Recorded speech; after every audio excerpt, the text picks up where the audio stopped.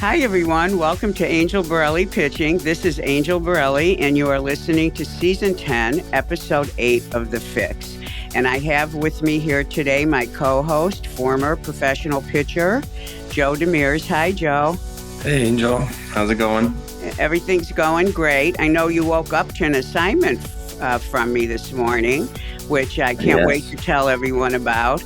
So Joe and I were on the phone the other day planning a show, and lo and behold, something came across my desk, and it was so important. We changed the day of the recording, and we changed the topic. So I want to jump in right away because this is so important. And this is such an important topic to me. This morning, I woke up being so grateful that I'm able to do the work that I do. And I know every day that in some strange way, I was put on this earth to do this work. And when I read this article the other day, I knew I had to speak up and say something. So before you start, in the show notes, you're going to find two links. There was an article the other day, and I believe it was Wednesday, and it was in USA Today, and it was on baseball injuries, baseball pitching and injuries. And I got the link for the article, and along with it, Dr. Glenn Fleissig, you've all heard me talk about him. He was my mentor when I was in graduate school. He is the head biomechanist and owner of the ASMI, along with Dr. Andrews. And of course, they do great work in the field of baseball and baseball injuries. He has a wonderful Instagram page and has really cool things in it. And he happened to make a comment. So he sent the link to the article.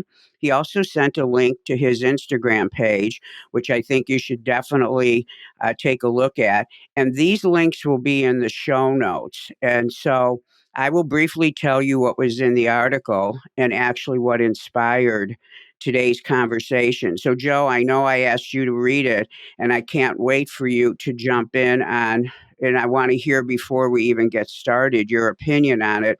But let me tell the listeners, in case they don't, stop and go and look at that first. So the journalist that did this article did a great job. He interviewed Glenn. He interviewed Stan Conti from the Marlins, who I know and is excellent in his field. And what they were talking about is what everybody's talking about. What's going on with all the Tommy John surgeries? And this article went from talking about the data and, well, first, Glenn talked about how everybody's throwing 100 now. And that of the people that are throwing high velocities, 50% of them have had Tommy John surgeries. And tons of them have had second surgeries. Joe, didn't it seem like this year, every day, somebody was going down with a UCL problem? It sure did, and it's very unfortunate. Yeah, I mean, it was like, we know it from this year, and there's more than we even know of. So they were talking about the data, and they were talking about how this surge for high velocity is killing the pitchers. And so that the article went into talking about the data, talking about the doctors who have developed all these cool techniques to do the surgery and always searching for techniques that have the surgeries last longer.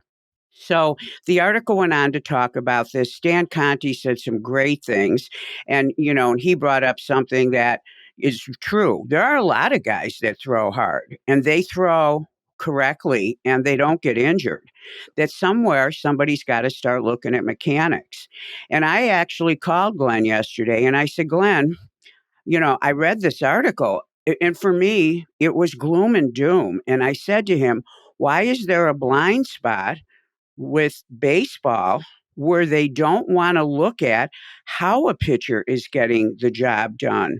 Because I have dedicated my entire career to the how a pitcher does it, not what he's doing, making sure, because I think you can throw hard and look good at the same time. And Glenn said to me that, yeah, there is something going on with that. And he also gave me some hope. He said there's a lot going on that behind the scenes, and that minor leaguers, especially, they're really experimenting with more biomechanists on the teams, not all of them, and that they're changing. they're changing, that they're starting to look at it. And then they're starting to give the information to the pitching coaches so that if somebody's arm is off or this or that, that the pitching coach can start to make the adjustments. So I get off the phone with Glenn and I said, okay, well, thanks for letting me know. And I had the worst feeling. And I said, this article almost makes it sound like it's inevitable. And I know it's not.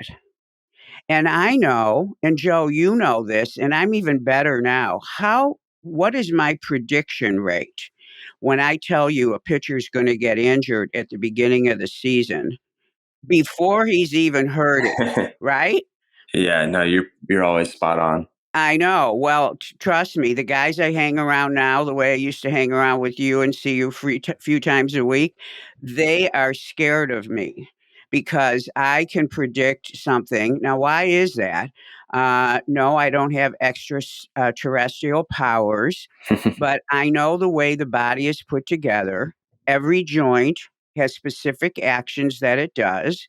And I know that if you violate those actions, you're going to create problems and that you're going to get hurt. And it's very easy for me to kick the tires and be able to tell if there's air in all the tires. I don't even have to kick them. I can just look at them just like you can. The body is completely that accessible to me because it's the way I was trained. It's just like a doctor's trained in surgery, just like Glenn is trained in biomechanical analysis. I'm able to see qualitatively if a body is doing exactly what it's supposed to be doing, or if actually it's doing something incorrectly.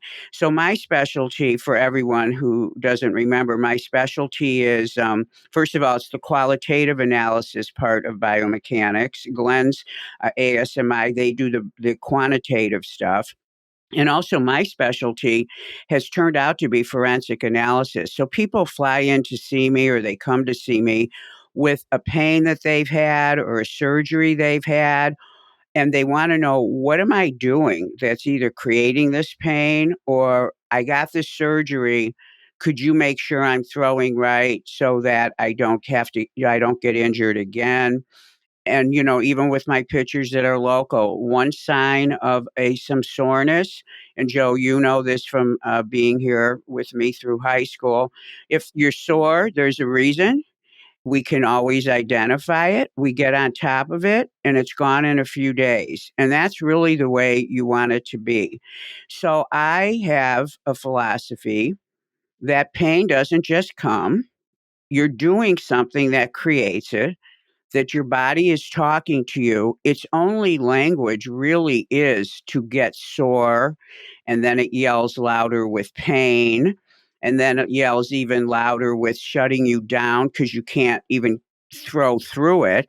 The body has certain ways of talking, and the most important thing is to identify it. Create an environment where the pitcher can be open about it. Identify it. When pitchers know that it can be easily identified, I think they would speak up more.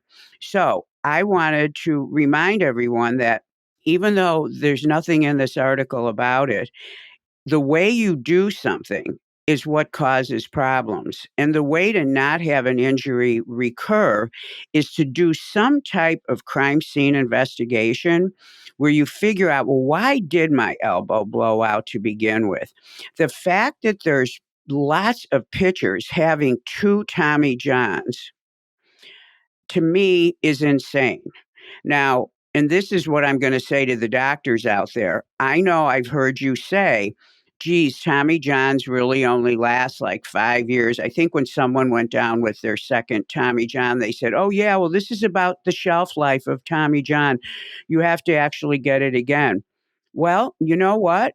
Unless you show me a pitcher who has had Tommy John and who is not misusing his elbow or shoulder, and the shoulder sends problems down to the elbow. So we look at both.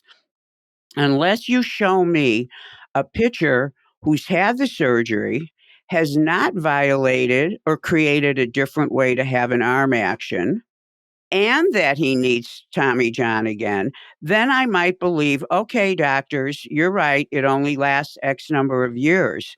But I have yet in my business, now I've been analyzing mechanics since 2001. And I've been working with pitchers since 1995, but in a strength and conditioning role. And I can tell you that I have never seen someone come to me that had labrum surgery, especially, or rotator cuff surgery, or an elbow surgery, who, when I look at their mechanics because they're having soreness somewhere else, that the arm action is correct. Now, the reason for this is because the body is really smart. And sometimes a pitcher, once he's had a sensitivity in and around the elbow, and guys that have had UCL problems, when they talk to me about it, it is scary. I mean, their face looks like, and the second they feel something in their elbow, they're scared to death. Oh no, not again. So the memory of that is pretty severe. Now, you take that person who has that memory, you take a body who it is designed to remember things to protect you. And before you know it, you're doing something strange with your delivery. You're doing something with your arm that you think takes the elbow out of the mix. Well, you're not saying, I don't want to use my elbow, but your arm finds a way to deliver the ball without stress on the elbow, which usually ends up putting more stress on the shoulder. So I have never seen somebody go through a serious surgery and still use their arm correctly. Unless they are pitchers that have come to me referred by their doctors, and the doctors have said, "Start your throwing program, throwing correctly, and go to this person." And that's what my rule is. Nobody throws one ball the way they used to, because that's what a pitcher is going to go back to. So I have rules like that. So I can say with certainty, and even the statistics I wonder about. Okay, so 50% of guys who throw hard have had UCL surgeries. Well, is their arm correct? Because I know when one of my pitchers increase velocity all the time, and when they jump 2 or 3 miles per hour, the next time in the pen, their arm looks a little different because they're moving faster. So we have to restore and remind them this arm cannot do this just because you're throwing hard. And in a second, I want to talk about the arm just to give you an example of some of the issues. I want all of you to read this article. And instead of feeling the doom and gloom that I felt when I read it, I had to have a turnaround and I had to say, no, this does not have to happen. And I will never stop saying this. And MLB may not get this. They may never be somebody who decides to add a pitching motion coach to their staff instead of just a pitching coach. The pitching coach cannot do this kind of work. If he could, that means he didn't play baseball and he was sitting in a classroom like I was. So I don't know if MLB is going to get it. I don't know if the minor leagues are going to get it. But all of us out here, the college, the high school, you still can do this.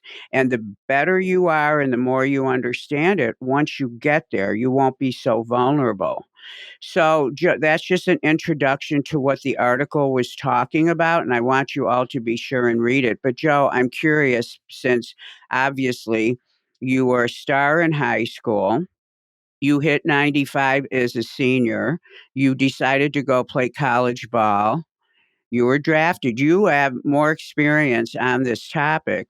And of course, you were uninjured through all of that. Why don't you tell me what you thought when you read this article as a former pitcher?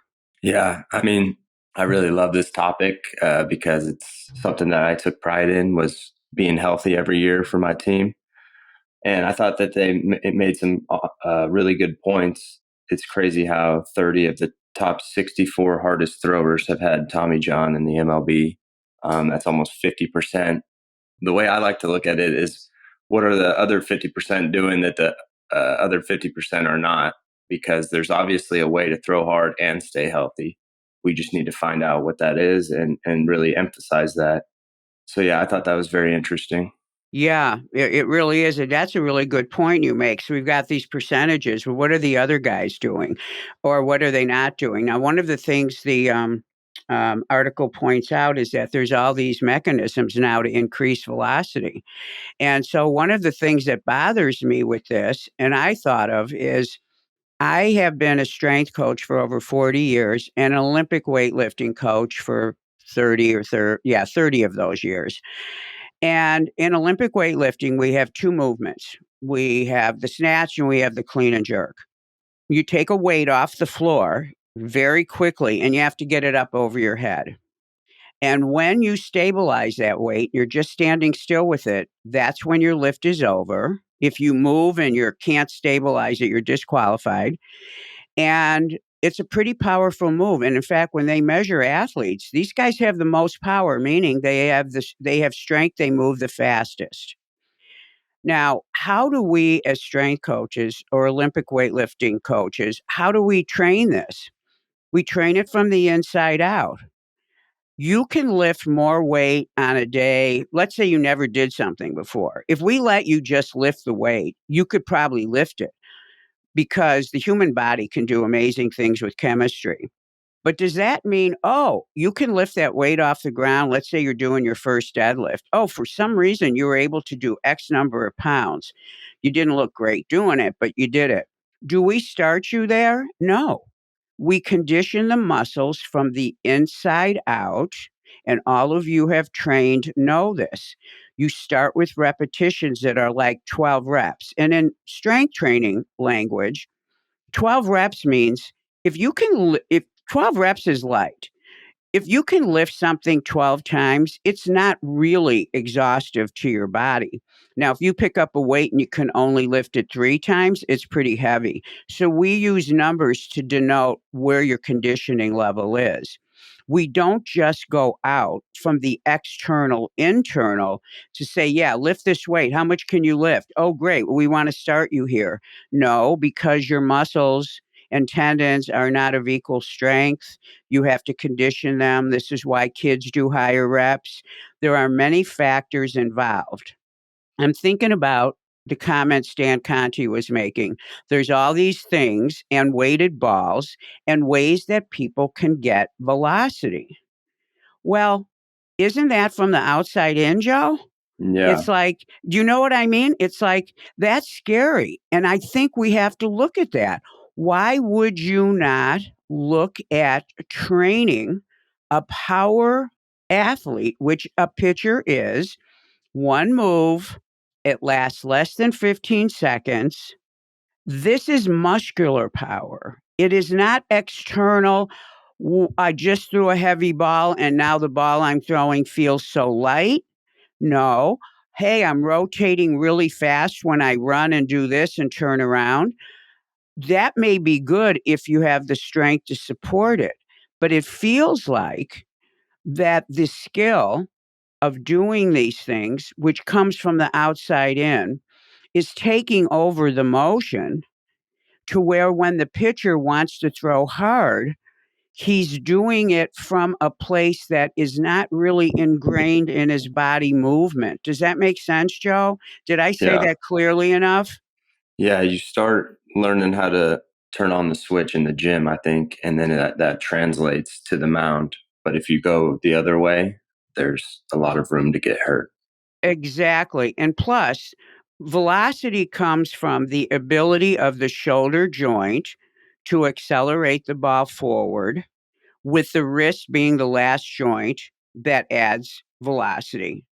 Okay, so we go from the shoulder to the wrist. The elbow's supposed to be in between, kind of hanging out, helping us shorten and lengthen the arm. That's really all it does, unless you have a pitching motion style where you're leading with the elbow. Oh, no, let me say it this way, where you're throwing a ball like a quarterback. He throws from the back of his elbow. It's a completely different kind of throw, and also the delicacy of the precision of the pitching motion, the angular velocity starts when the front foot lands. When a pitcher thinks he's got to come out of the gate, or he's thinking my arm has to move fast, but he doesn't do the other parts correctly, if he's on his own and not being taught, he's going to fling his arm through the air without the support of all the muscles that are generating the transfer of energy or that are holding on tight to make sure his shoulder muscles and his shoulder joint is stable. And that's what I'm concerned about. I'm concerned that the external methods are not being matched with the instruction of what really happens and the precision of how it happens. I have opinions on a lot of methods that I see, and I'm not a gimmick person. I know how to establish strength. When you and I would make jokes about what do you want to hit this year, and we started that when you were 11 or 12. And we would laugh. Remember that, Joe? And we'd say, hey, I Mm-hmm. think I'll hit 86 this year. I said, what do you want to hit this year, Joe? Oh, 89. I want to throw gas. And then you were a little kid, and we would laugh about it. We didn't do anything exotic. I changed your training in the gym, your off-season training, and made sure that you were developing fully. My job was to develop your muscles fully. Your job was then to use that and apply it to the motion. And I think that's why you never had an injury, but you were consistently increasing your velocity up until your senior year. I was ready internally for that jump in velocity. Yeah. And that I think that came from the gym, for Yes. sure. Yes, exactly. So the guy in the what I loved is they interviewed a pitcher who's really promising right now, and I think he's a younger kid. I'm not sure if he was one of the drafts or what it was, but he mentioned he doesn't want to overload his arm, and so he does his weighted ball stuff, in the off season. And I'm assuming he means the part of the off season where you re-enter with throwing. And I thought that was smart. I think that, I can't control what everybody does, but if you're going to do things, you've got to protect it. So this thing about Tommy John isn't just that elbows are just blowing up.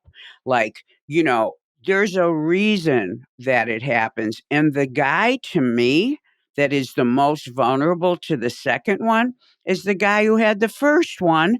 And because his mechanics were wrong out of the gate. And I don't know anybody that really takes a look at how did this happen?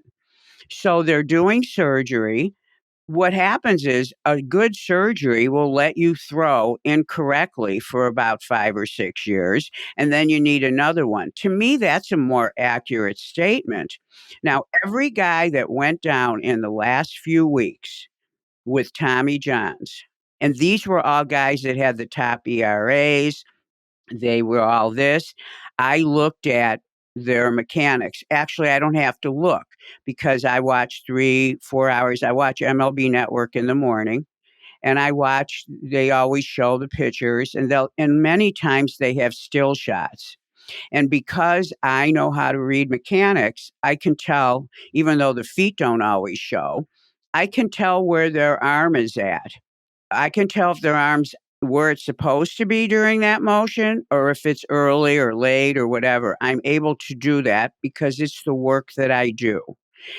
And I can tell you 100% not one of those guys had an arm that was in the correct place at stride foot contact. Now, one of the part of the work that Glenn does at the ASMI is they do these wonderful biomechanical reports. And as a graduate student, and he was so kind to send me his PhD thesis, and I was attending his conferences when I was a graduate student, and I didn't even know what the heck I was listening to. I was listening to medical doctors, but I always play up and it gets in my head and when it's time. But what I learned is all the guidelines and I learned how to see it and I learned how to see angles and that along with the gift I was given. And he has said this, and I've actually been so excited. I even heard Tom Verducci say this on MLB Now, which is a wonderful program. He said it a few weeks ago. I said, "Uh-oh, Glenn's been talking to him. he said, yeah, the arm has to be in this angle. When the front foot hits, it's called stride foot contact. And it's very important. That's a very important place. And I said, oh my God, this is great. That's awesome. This is great. They're finally starting to get this. So that angle on every guy that has had Tommy John, and including the ones that come to me, is not correct. Now, the biomechanics, if you do that, will say your arm's not in the right angle. My job is, why is it not in the right angle? You can't just tell a pitcher, hey, your hand's supposed to be here, so get it there. Well, if the kid comes out of the glove incorrectly, he can't get his arm into that position at the right time. Most pitchers do hit that angle. It's when they hit it that is the issue.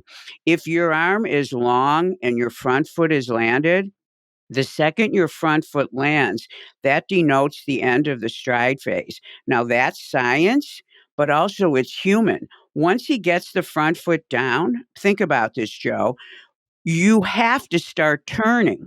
Your body starts turning towards the plate. Well, if your arm is totally straight and it's back towards the outfield can see a totally straight arm.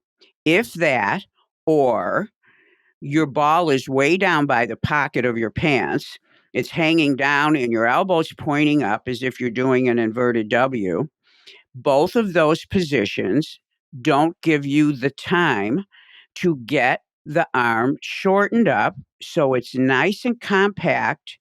So when you start turning, everything arrives at the right time and then you throw the ball. Now, what's the problem with this? First of all, tons of shoulder issues. I see tons of guys that have had Tommy John, and then they come to me with tears in their rotator cuff because arms that aren't in the right place put a lot of stress on the shoulder.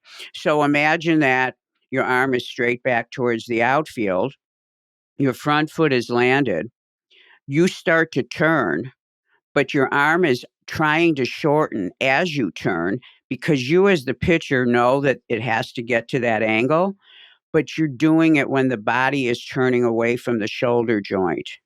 When that happens, your timing will be completely off when you deliver the ball. And then when you accelerate, your arm will be in a very unusual shape, or you will have to create an extra moment to deliver the ball. So that's one problem. The other problem is, why do we like to see the arm nice and compact when the front foot lands so that you can start externally rotating the shoulder to stretch it? Why do we like that? The ligaments are totally awesome in that angle. They're taut, they're keeping the bones together, and then assuming you are training your butt off in the gym to have forearms that are strong and don't get fatigued, biceps and triceps that support that joint. Everything you do, your fingers, your wrist, your forearm, the upper arm muscles come together somewhere, somehow at that elbow joint. When you are in a nice compact position, everything's happy. You've got muscles that are contracted, some are in the middle of a contraction, the ligaments are happy. And that's when the forces, as you turn, start to increase on the medial part of the arm.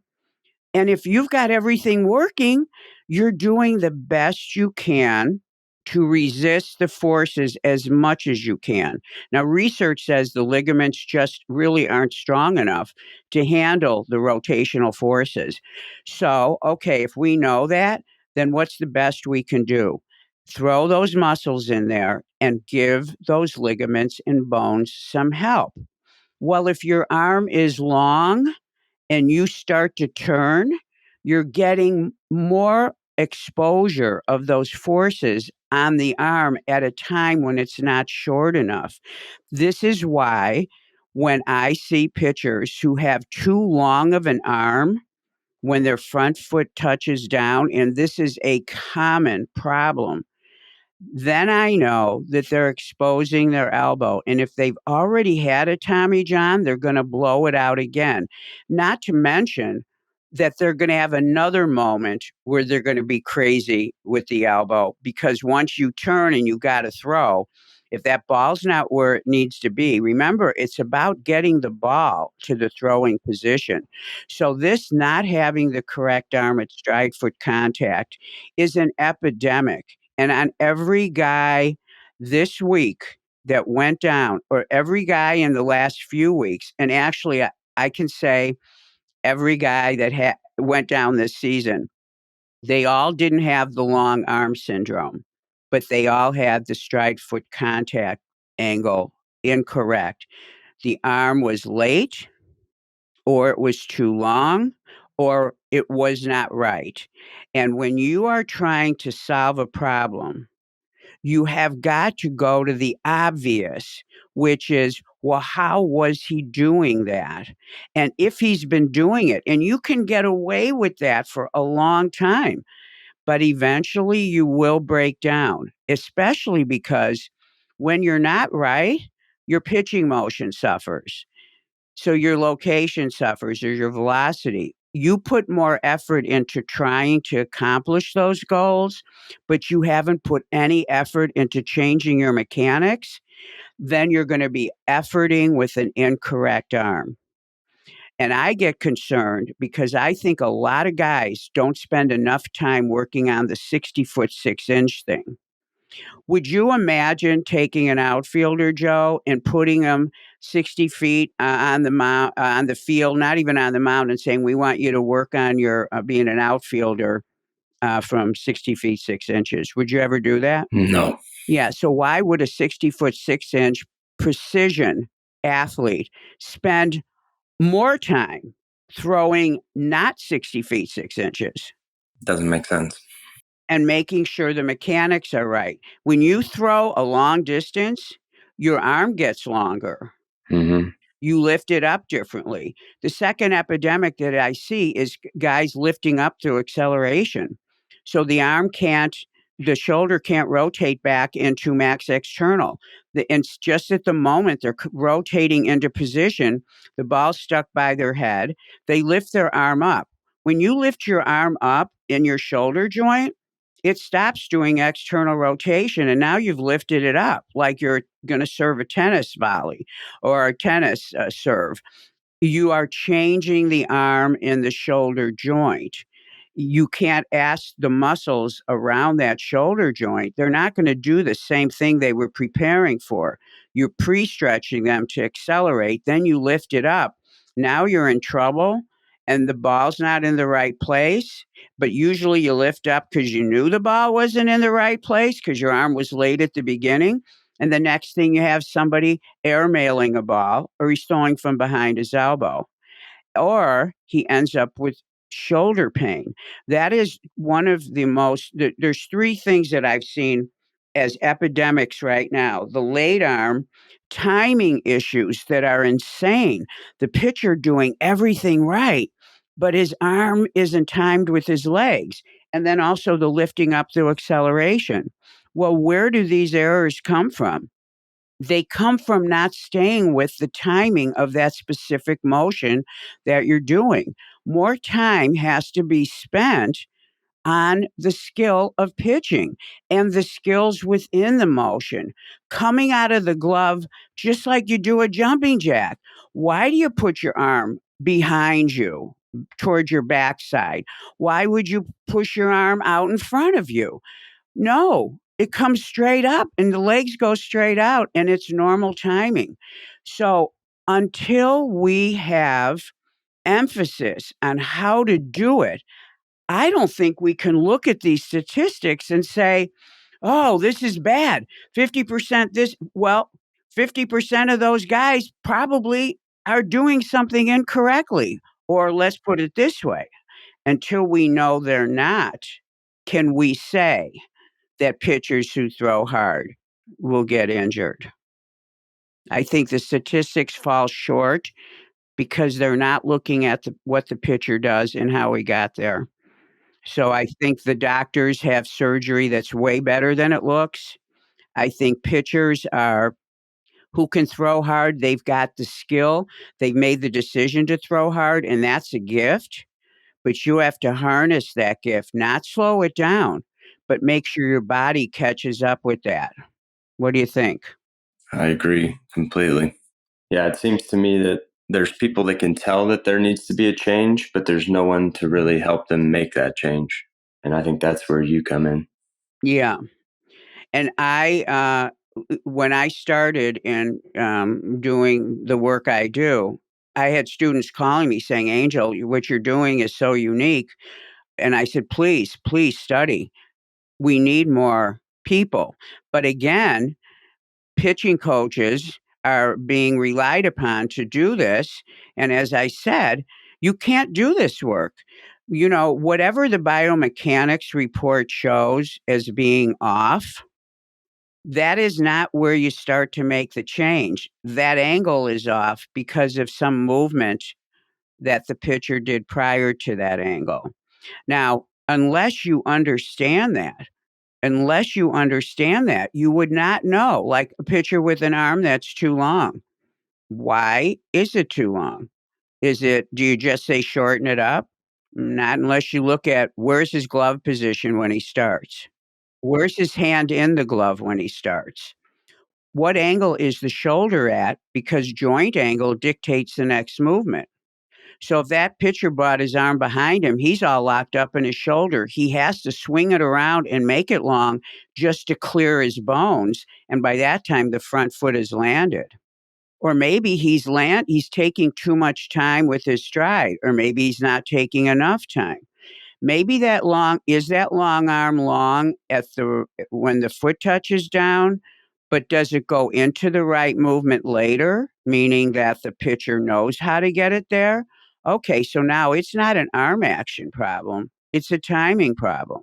So now you've got to go look at that. And timing problems usually are 85 to 90% of the issue. Coming out of the glove incorrectly probably takes up the rest of the percentage. But these are the kinds of things you have to know. So teams need to start adding pitching motion coaches, or take the coaches you have, find someone who loves that kind of work and put them through some training. High schools call me all the time. I'm starting to get inquiries about training their coaches, giving them some insight. Like if I could say, hey, if your guy's doing this, look at these 5 things. It doesn't give them the same knowledge, but at least gets everyone thinking. But I think until we have looked at that, and the scientists in the field, like myself, all need to be collaborating on, okay, so these 5 guys that just had Tommy John and they're having it again, let's look to see not just the angles, but how they do what they do. Yeah, the angle's off here, but how did they move to end up for it being off? There needs to be more information, and there has to be more emphasis in high school and college on skills, because until that changes, we're not going to have even pitchers who are conscientious about their motion. No one is going to stop searching for velocity. And Joe, you're going to be a pitching coach starting soon. And I want you to be one of the first that really incites in them. Hey, listen, we know you want velocity, and there's no way you're going to talk them out of it. Okay, there's no way, there's no going back. This is like the AI of baseball. AI is here, okay? And guess what? Why is it here? Because we're smart. Our intelligence grows every year. So you can't be like, the guy who first threw 100, he didn't wake up that day and say, I'm gonna throw 100. He threw 100 and looked back and went, whoa, are you kidding me? Yeah, exactly. So we cannot, if we say anything like that, my 15-year-olds are saying, Angel, my velocity keeps going. Do you think that throwing exactly the way I am now, am I going to have more velocity? And I go, well, you're going to need to like clean up that thing you're doing with your stride. Okay, well, what do I need to do? That's the way they listen. That's the way they get there. And guess what? That is the way they get there. Their body is not going to throw 100 if it can't. If it can, it can, even if it's wrong. So for anybody to think, well, if I change this, he won't throw 100. No, he's already there. Because guess what? Throwing 100 is a decision that brain made. It's a chemistry lab that body has.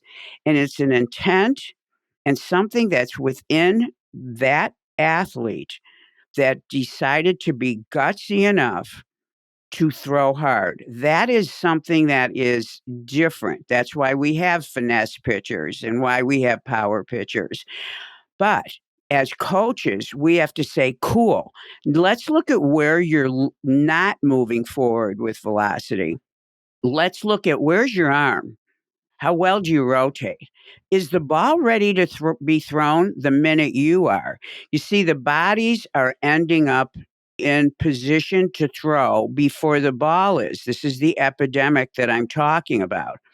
The arms laid or too long or whatever. And some guys, they actually have the correct position, but on rotation, they lose arm angles because they don't understand the role of the shoulder blades. They don't understand the role of rotation. And so all of a sudden, they've done this great job of turning and squaring up, and where's the ball? It's not ready to throw. So he has to put in another second to get the ball in position. You know what I'm talking about, right, Joe? Yeah. One more frame click. Yes, exactly. And you went through a phase where the ball was getting caught behind your head. Do you remember that? I do. And how did that feel to you when you were doing that? I felt stuck. Stuck, exactly. But at the last second, oh no. And then you do Yeah. whatever you have to do to throw forward. Hmm. Mm-hmm.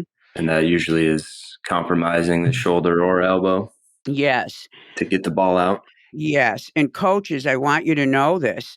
The guy that goes from 90 to 94, you have to continuously look. My guys come back after maybe they'll throw 3, 4 games, their velocity's jumping, and I'm like, oh, shoot, your arm's a little long here. Yeah, you know what? It's funny because I felt a little like more fatigued in my arm. Well, this is why. Now, does this mean he's not good? No. When you throw harder, your body is moving in a different way and you constantly need adjustments. Anybody who drives an exotic sports car knows that you have to get tune-ups all the time. Whereas somebody who's driving a more conservative car, they can go 50,000, 75,000 without a tune-up. Exotic sports cars, they're out of whack right away. So the deal is you have to understand that movement changes and it accommodates. The body doesn't go, oh no, we're going to keep the arm right here. He's throwing harder. The arm's going, wee, I'm going to throw my arm way out there as I turn. It gets its own mind.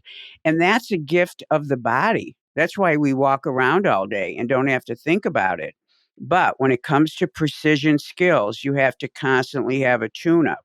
So you need to watch your guys. And for every coach out there, and Joe, when you're looking at all your guys, find something that as at a start, you're good at looking at. In fact, I suggest look at that angle when the foot touches down. And remember, it's not when the foot is flat. It's whenever it makes contact. Because the second it makes contact, the back hip starts turning.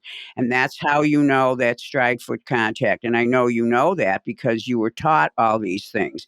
Become an expert at noticing that. Become an expert at seeing that. And as you start to understand that and become an expert at saying, okay, that isn't right. Now, let me believe that that's not what the problem is. Let me believe that that's a problem because between his first movement out of the glove or when the glove first moved, he did something that by the time he was in motion, he had created a problem. And if you say that and then you let your eyes travel to the first motion when he starts to descend the glove, trust me, you'll see something. Yeah. And it's from that kind of training with your own eye that you'll become a better coach. Yeah. That's a great tip. I will focus on that. So I want to just talk a few minutes and then we'll end the show. And so, everyone, if you haven't listened to my last podcast, it was a short and sweet podcast, and it talked about the importance of the off season with training. And I think, one of the biggest weapons you have to prevent Tommy John a second time or to prevent getting it is build your arm muscles. You can't do that fully in season because the bicep inserts in the labrum. You can't be tightening that up. You got to have full recovery. And you're throwing most of the time. Joe, you've always said your triceps kept you safe. Yeah, it kind of strengthened everything around the elbow, I felt like, and really helped protect me during those long seasons. Exactly. And the triceps, one of its head inserts on the back of the shoulder blade. And so it's a stabilizer of the shoulder. And so my guys, right after pitching, would train back in triceps. And so that might happen 2, 3 times a week. And I know that's why my guys stay uninjured. Those are like 3 body parts you can have at because they're so strong, but they need replenishment. And so the off season is so important because you can take a look. In fact, you should take a look at your pitcher's mechanics, see what like if you've got a pitcher who can't land correctly and his front leg's weak, get him on some lunges in the off season. Connect. This is why you're doing this because you don't know how to stabilize your front leg. Make a connection. So off-season training is so important, but I know we're going into to what I call transition phase. Some guys are picking up a ball. I was looking at colleges, and Joe, guys who are on semester systems, they're picking up a ball the end of September, right? Yes. Okay. So the end of September, when they're picking up a ball, you should call that your skills segment and you need to take pitching. And of course, I have a way I break down the pitching motion and teach skills, but each coach, you're smarter than you think you are. When the guys get out there, don't just start throwing, start somewhere at the beginning where you're actually saying, I am going to teach skills during this part of the season so that all the throwing is almost secondary to the skill. So you're doing partial throwing drills, you're working on something, whether it's the follow through arm, whether it's the wrist action. And I think on the next podcast, Joe, I want to talk about ideas I have for how you can have the first 2 weeks of when the guys show up really focusing on throwing drills. But in your head, coaches, just start to think about training now, strengthening that elbow, because we're talking about the elbow. It's what goes down. And if you're training the elbow correctly, the shoulder is going to be a part of that. But I think making sure they're doing the right things now. And then when they show up, which will be, sometime the end of September or October, a great off season doesn't start till doesn't end until the beginning of November, but a lot of teams don't have that. They don't have that capability. But whenever they come back to the field, make this the year where you're going to honor the skills of pitching and embed that into them. Trust me, when December and January comes around, they're thinking about the season. Joe, I remember that when we would always have the off season to train. I remember, and this is also when you would come home for when the minor leagues were out for the fall season or even in college. I remember you being carefree, training. We could talk mechanics, we could do things, but the second December hit, it's like you were all of a sudden a different guy, like competitive, like you were already thinking about throwing strikes rather than feeling the skill. Do you recall, and am I correct about that? There's like this pressure that starts to change the closer you get to the season. Definitely. Yeah. The off season, you're kind of just, it's fun because you're doing all the lifts that you can't do in season. You're trying to get big and strong. And then you got to flip that switch when it's time to get thrown again and turn back into that pitcher instead of the bodybuilder for the off season. Mhm. And that'll help you get locked in for your season earlier. Mhm. And I know you've done a few camps already, and so you've seen guys come out that are prospects or they're high school. Yeah. What do you think from what you saw? If from what you saw, and be honest, because I want all the coaches out there to hear this, and I also want the pitchers out there to hear this. When these guys show up at camp and you're looking at them, and you're a guy who has lifted weights since you were 12, 11 actually, never been injured, have had a wonderful career. When you look at all them and you know both sides of the coin, what are some of the things that you saw that if you were going to say to coaches, this is what pitchers these days need? Is there any kind of trends that you saw or anything at all? What would you say that you saw as some big major needs that pitchers need to be aware of?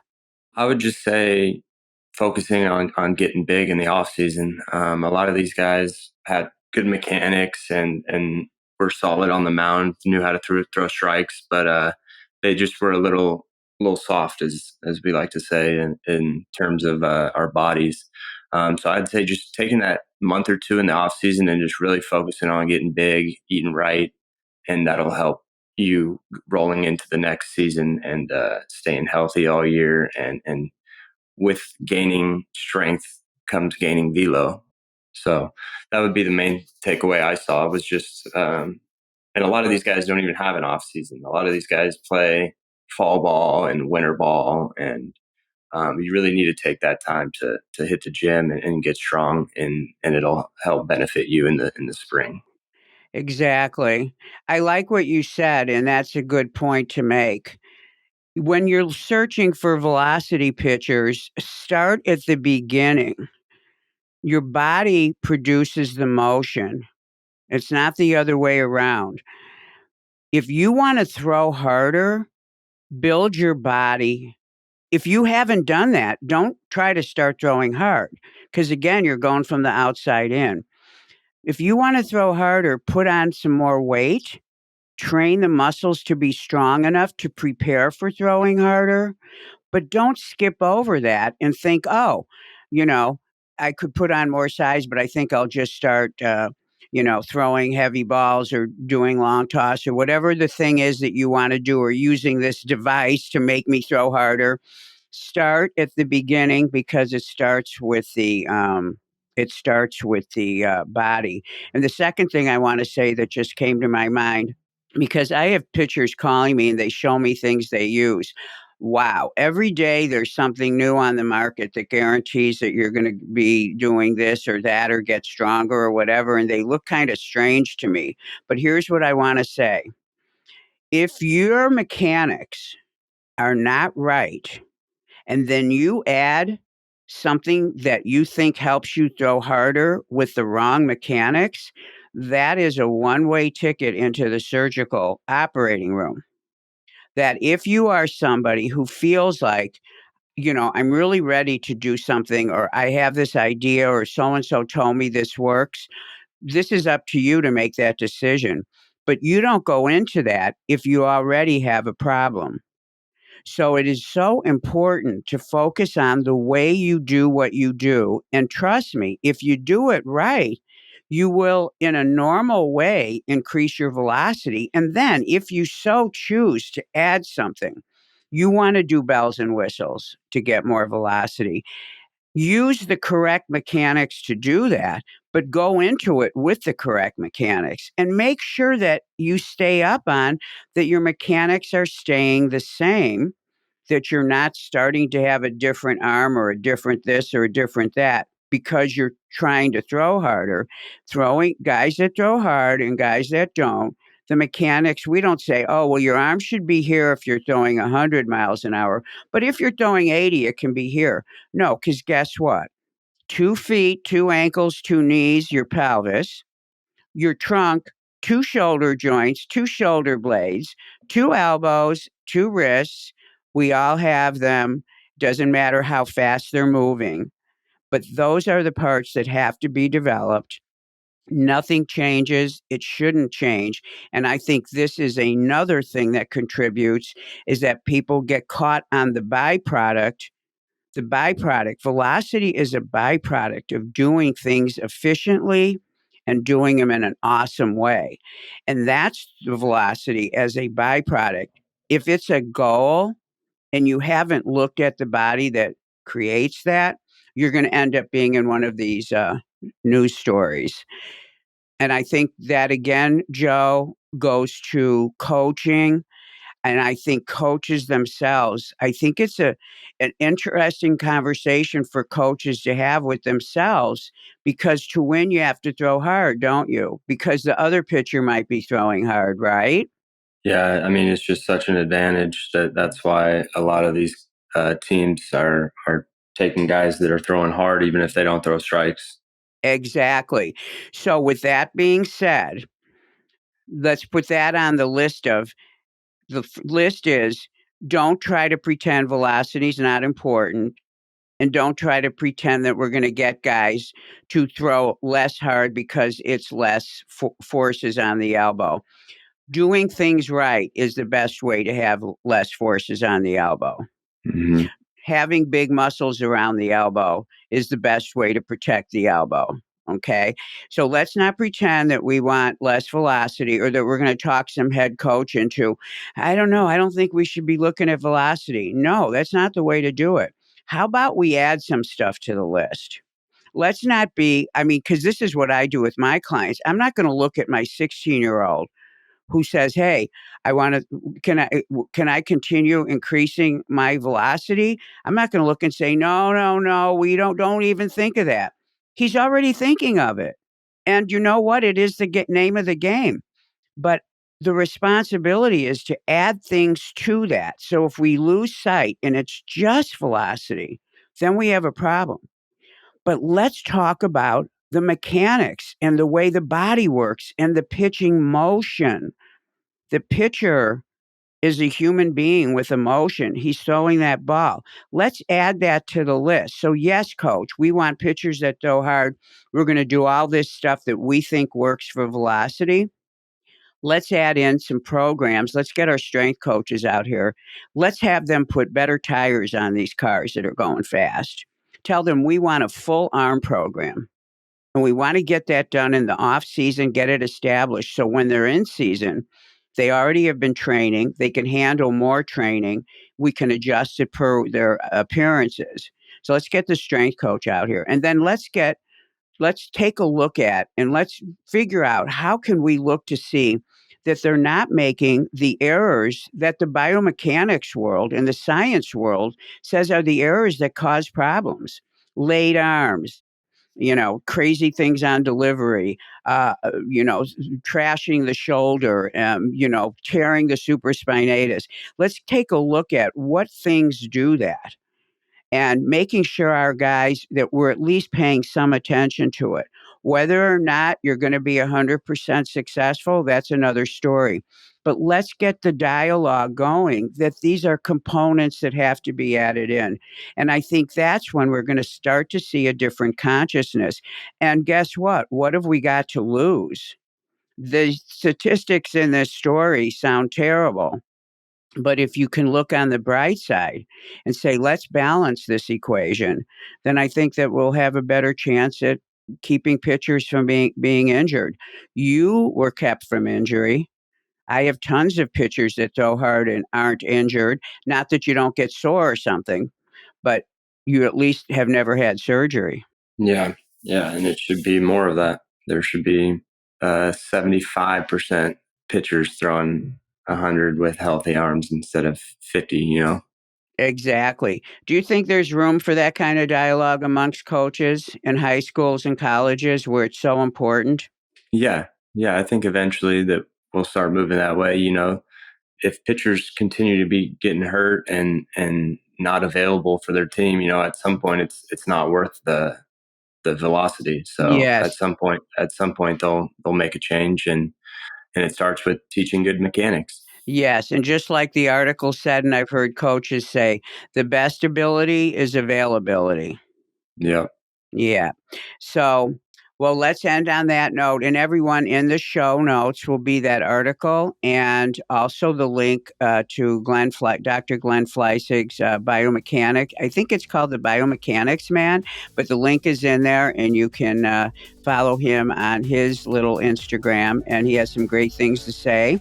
And I think, Joe, I want to, on our next podcast, give the coaches idea of how do you start working with skills during the beginning part of the throwing season, which is coming upon us. So I think that's what we should promise the audience. I think that would be a really good thing to do given the nature of today's podcast.